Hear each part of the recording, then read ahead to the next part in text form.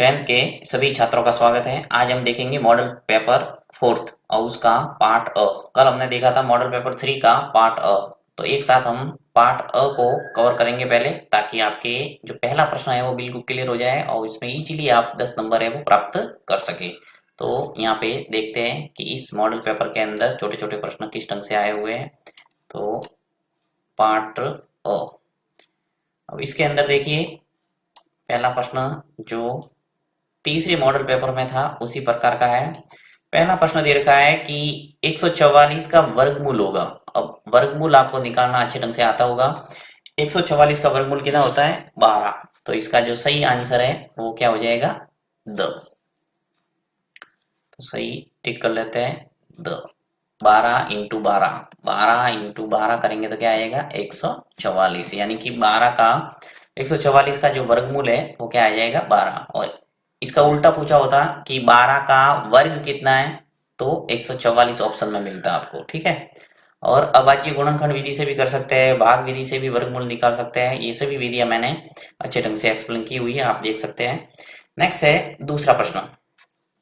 दूसरा प्रश्न क्या है कि बहुपद एफ एक्स बराबर 3x माइनस के है, जिसमें x बराबर 1, k बराबर 2।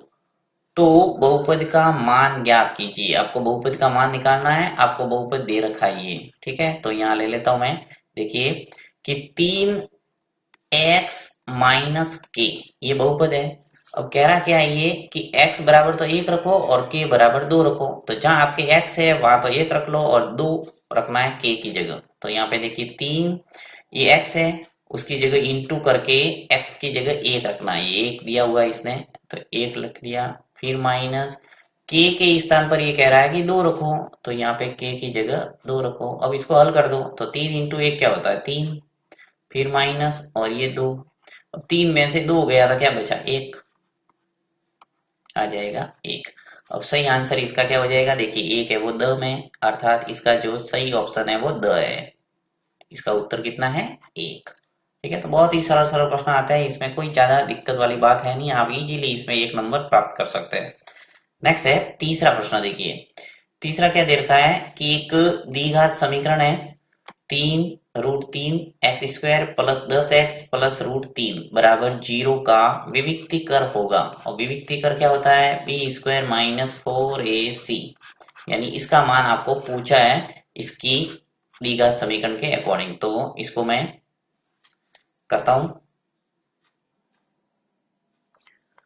तो इस द्विघात समीकरण के ए बी और सी निर्धारित करके हम इजीली b² माइनस 4ac का मान निकाल सकते हैं। तो देखिए यहाँ पे जो द्विघात समीकरण है उसके अकॉर्डिंग मैं लिखता हूँ b² माइनस 4ac। विविक्ति कर जब भी आपको पूछा जाता है, या आपको ध्यान रखना है कि विविक्त कर क्या होता है? b² minus 4ac। अब इस समीकरण से आपको a का मान निकालना आना चाहिए, b और c। तो देखिए व्यापक जो द्विघात समीकरण होता है वो क्या होता है? ax² plus bx plus c। अब देखिए x² का जो गुणांक है वो होता है a, x का गुणांक होता है वो b, और अचर पद है वो c होता है। तो आपको इस द्विघात समीकरण से देखना है कि x² का गुणांक क्या है। देखिए x² ये रहा, अब इसका गुणांक क्या है? 3√3। यानी ये तो हो गया a, ये क्या हो गया? a। x का गुणांक क्या है? 10, तो ये हो गया b, और अचर पद √3 है तो ये हो गया c। तो a आ गया, b आ गया और c आ गया। तो ये मान लिख लेता हूं मैं b²। तो b कितना है मेरे पास? 10, ये लिखा 10 और स्क्वायर। फिर माइनस 4, 4 ऐसा का ऐसा। a का मान कितना है? 3√3, 3√3 और c कितना है? √3, तो आ जाएगा √3। अब देखिए 10 का स्क्वायर यानी 10 इंटू 10 कितने हो जाएंगे? 100। फिर माइनस ये 4, संख्या संख्या का गुणा कर दो। देखो 4 का गुणा 3 से, एक बार लिख लेता हूँ चलिए ब्रैकेट खोल के, 3√3 और ये √3। 100 माइनस 4 का गुणा 3 से होगा तो कितना हो जाएगा? 12 इंटू √3 का गुणा √3 से करते तो क्या आता है? 3। ये आपको ध्यान रखना है कि जब भी रूट वाली संख्या का रूट वाली संख्या से करेंगे तो क्या आएगा? रूट के अंदर वाली संख्या लिखना सीधा।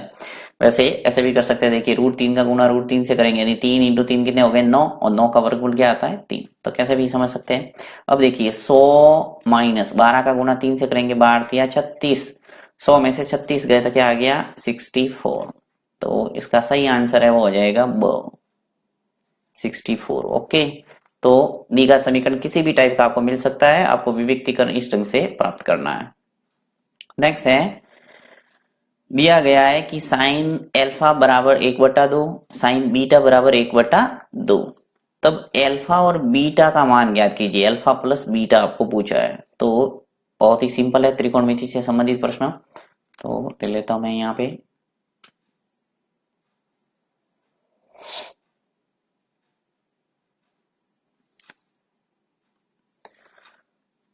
सबसे पहले आपको दे रखा है कि एल्फा साइन एल्फा का मान है 1/2।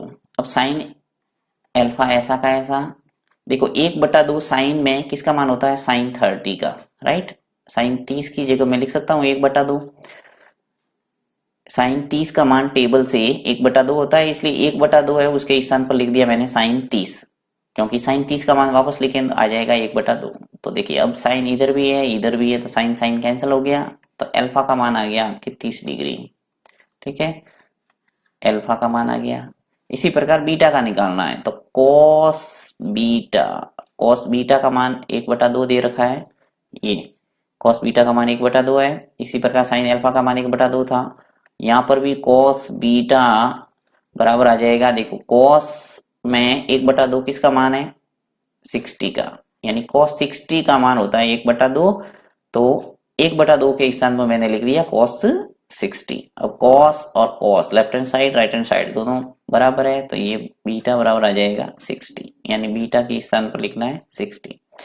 आपके पास एल्फा आ गया बीटा आ गया, अब ये कह रहा है कि जोड़ो एल्फा प्लस बीटा का मान कितना है, तो एल्फा और बीटा दोनों को जोड़ेंगे, 30 प्लस 60 कितना हो जाएगा 90। ठीक है, तो इसका आंसर है वो 90 होगा। देखिए अ ब स और द तीनों के अंदर कोई दिख रहा नहीं है, ये ऑप्शन चारों ही गलत है। तो यहाँ पे ये द है वो, ये 50 की जगह आपके हो जाएगा 90। ठीक है, तो ये द है वो सही कर देना। एग्जाम के अंदर बोर्ड के अंदर बहुत ही परफेक्ट उत्तर बन के आएंगे, वहां कोई दिक्कत नहीं आएगा। डैश वर्क में कई गलतियां की है तो गलती आपको सुधारते जाना है। नेक्स्ट है पांचवा प्रश्न। पांचवा है कि ऊर्ध्वाधर खंबे की परछाई खंबे की ऊंचाई के बराबर है, यानी परछाई है वो ऊंचाई के समान है। तो सूर्य का उन्नयन कोण कितना होगा, तो सूर्य का उन्नयन कोण ध्यान रखना, हमेशा परछाई और ऊंचाई आपको बराबर बोले तो उन्नयन कोण हमेशा कितना होगा 45। तो इसका जो सही आंसर है वो हो जाएगा 45 डिग्री, क्योंकि टेन 45 का मान एक होता है, तो एक और एक ये समान समान कर सकते हैं, तो यहाँ आ जाएगा 45 डिग्री। नेक्स्ट है छठा प्रश्न। छठा प्रश्न देखिए, यहाँ निर्मित चतुर्भुज होगा, आपको पता लगाना है कि वर्ग है, आयत है, समचतुर्भुज है और समांतर चतुर्भुज है। तो बहुत ही लंबा प्रश्न दे दिया ये 1 नंबर का, क्योंकि ये बड़ा प्रश्न आता है ऐसा तो, परंतु हमें तो करना ही पड़ेगा। मैं आपको पूरा प्रूव करके बताता हूँ कि ये कौन सा चतुर्भुज है। आपको निर्देशांक दे रखे हैं 1 2 3 और 4, यानी 4 बिंदु दे रखे हैं शीर्ष, इन शीर्षों से पता करना है कि ये कौन सा चतुर्भुज है। तो देखिए वर्ग के अंदर चारों भुजा अगर समान आती है और विकर्ण भी समान आता है तो वर्ग हो जाएगा, आमने सामने की भुजा समान आती है और विकर्ण समान आते हैं तो आयत हो जाएगा। समचतुर्भुज के अंदर चारों भुजा समान आएगी और विकर्ण अलग अलग होंगे तो समचतुर्भुज हो जाएगा। और यदि आमने सामने की भुजाएं समान और विकर्ण अलग अलग माप के आ जाए तो कहेंगे समांतर चतुर्भुज है। तो चेक करना पड़ेगा, सभी बिंदुओं की दूरी निकालेंगे दूरी सूत्र से, तभी पता चलेगा। तो मैं इसको नेक्स्ट पेज पे लेना पड़ेगा, नेक्स्ट पेज पे लेता हूँ और पूरा व्यवस्थित इसको हल करते हैं। चलिए नेक्स्ट पेज पे लेते हैं इसको।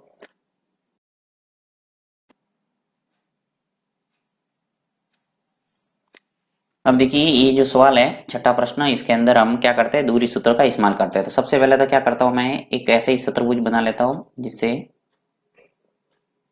पता चल जाएगा कि कौन सा चतुर्भुज है। चलिए मैं एक समांतर चतुर्भुज टाइप का बना देता हूं, ए बी सी और डी। अब ए है वो क्या है -1 और 1, बी क्या है 0 और 3, ये सभी मानना है। बड़ा प्रश्न है तो व्यवस्थित मानना है कि माना ए बी सी एक चतुर्भुज के शीर्ष है।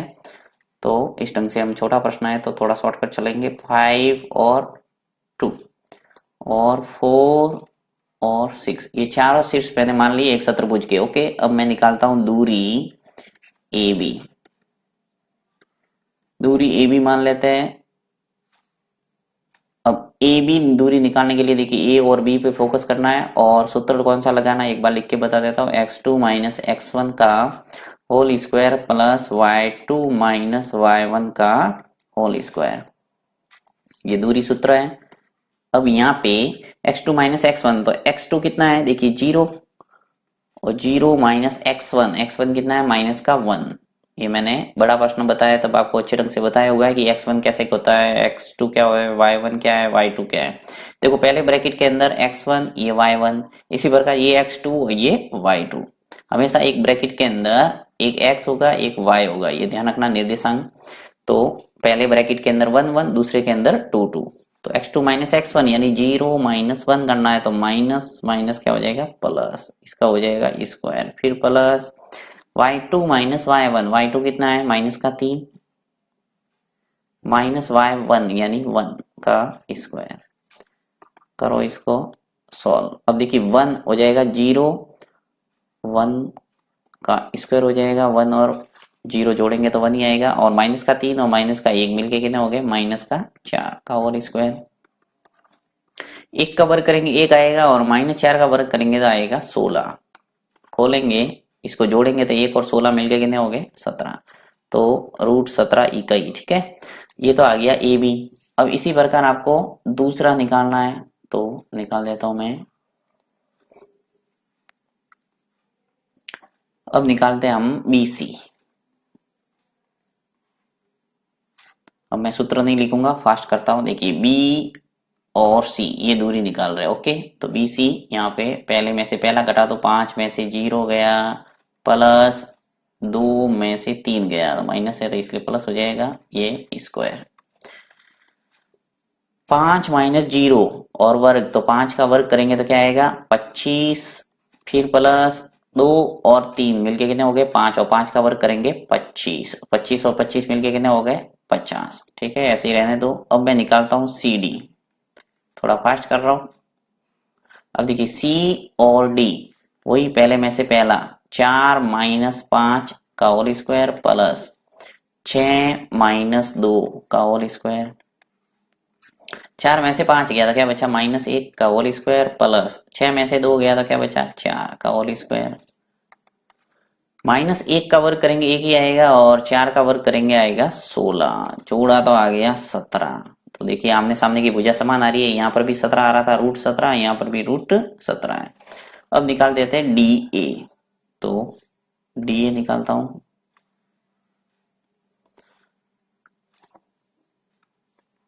यहां लिख लेता हूं डी ए।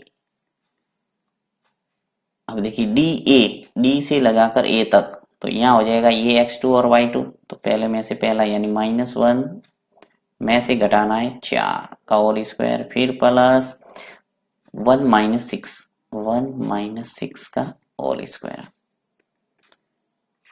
-1 और -4 मिलके कितने हो गए माइनस के 5 का होल स्क्वायर, फिर प्लस 1 माइनस 6 यानी माइनस के 5 का होल स्क्वायर। -5 का वर्ग करेंगे तो 25 और -5 का वर्ग करेंगे तो 25, और 25 और 25 मिलके कितने हो गए 50। तो इस ढंग से आपके देखिए आमने सामने की भुजा समान आ रही है, यानी कि ये वर्ग भी हो सकता है, सॉरी वर्ग नहीं हो सकता क्योंकि चारों भुजा समान नहीं आ रही है। आमने सामने की भुजा समान आ रही है, या तो आयत हो सकता है, समचतुर्भुज और वर्ग, इस पे तो बिल्कुल क्रॉस ही कर दो क्योंकि चारों भुजा समान आती है तो ही समचतुर्भुज और वर्ग होंगे, इस पे तो बिल्कुल क्रॉस ही हो गया। अब आयत या समांतर चतुर्भुज में से दोनों में से हो सकता है, तो आयत कब होगा जब विकर्ण भी समान आएंगे, और यदि समांतर चतुर्भुज है तो उसके विकर्ण है वो अलग अलग आएंगे। तो हमें और निकालना पड़ेगा, यानी ए से लगाकर सी तक और बी से लगाकर डी तक और निकालना पड़ेगा विकर्ण। ओके, उससे पता चल जाएगा क्योंकि आमने सामने की भुजा तो समान आ गई है। देखिए ए बी, ए और बी कितना आ गया था रूट 17, बी सी कितना है रूट 50, सी डी कितना आ गया था रूट 17, और डी आ गया रूट 50। तो आमने सामने की भुजा समान दिख रही है स्पष्ट। अब मैं निकालता हूं विकर्ण, जिससे हमें स्पष्ट पता चल जाएगा कि ये क्या है।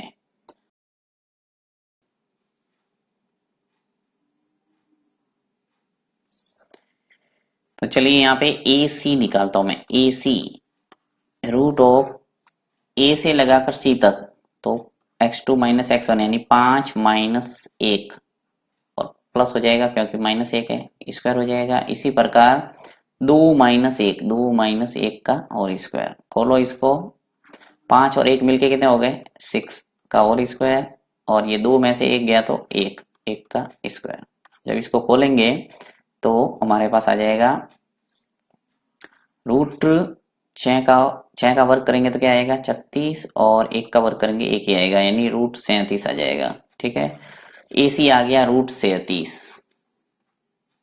ओके, अब निकालता हूं मैं B से लगाकर D तक, BD निकालते हैं।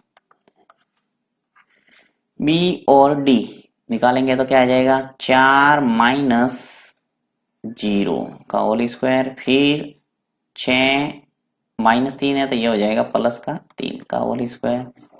4 का वर्ग करेंगे कितना आएगा 16, और 6 और 3 मिलके कितने हो गए 9, 9 का वर्ग करेंगे आएगा 81, जोड़ेंगे तो आ जाएगा हमारे पास 97।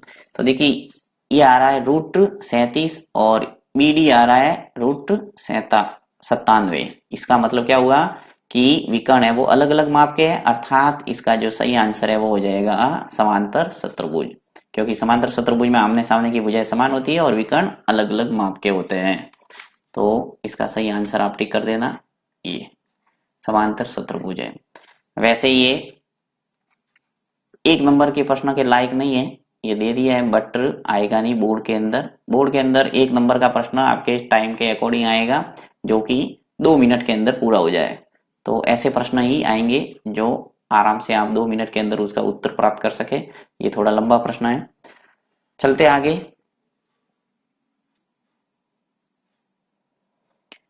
नेक्स्ट है 7वां प्रश्न। 7वां दे रखा है कि एक आकृति DE समांतर है BE, एक त्रिभुज दे रखा है AB और C, उसके अंदर जो DE है वो समांतर है BC के, यहाँ दे रखा है BE, बाकी क्या होगा सही BC, इस BC के समांतर है।